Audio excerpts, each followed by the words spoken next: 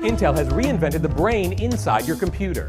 Again, it's codenamed Penryn. It uses Intel's new 45nm technology. It's cooked up using their new recipe, designed to be faster, smaller, and even greener. So what does it mean? To understand what a big deal this is, we need to go back 60 years to the invention of the first transistor. What does a transistor do? It turns on and off. Big deal.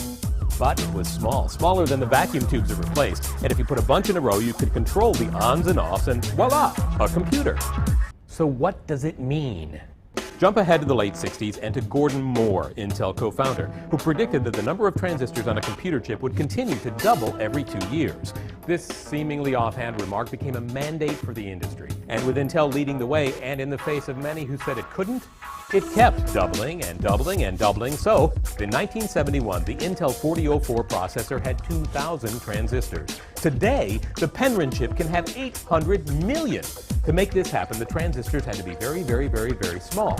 45 nanometers small to be exact, or 45 billionths of a meter. It's almost impossible. I mean, Intel had to employ new materials like high-K dielectric hafnium-based stuff and metal gates and, I don't know, some kind of magic that allows them to make these things so small and at the same time work at incredible speeds and, bonus, use less power doing so.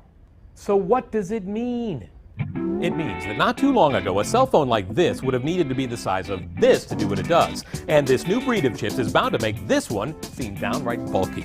It means the backbone of information technology, data centers that handle the vast array of information in banking, manufacturing, stock markets, not to mention your YouTube video of Uncle Phil at the family reunion. This backbone will not only become more powerful, but at the same time use less energy doing it. Less energy means longer battery life for your laptop, your PDA, your robotic vacuum, anything that relies on a microprocessor. And these are just the things we'll see right now. This tiny technology is so advanced that even Intel can't predict how the world will take advantage of these processors to make mobile workspaces, advanced telecommuting options, and other stuff that people haven't even dreamed up yet.